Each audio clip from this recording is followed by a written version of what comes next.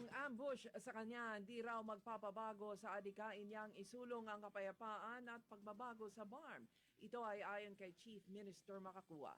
Pahayag ito ni Makakua matapos na siya ay nakaligtas sa pananambang noong Sabado sa Maguindanao del Norte.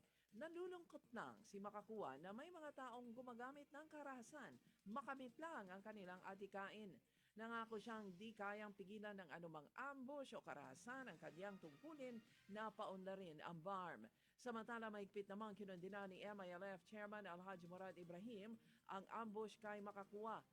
Anya, ang MILF ay tutol sa anumang karahasan o pananakot at nananawagan ito sa otoridad na papanagutin ang may kagagawan sa ambush.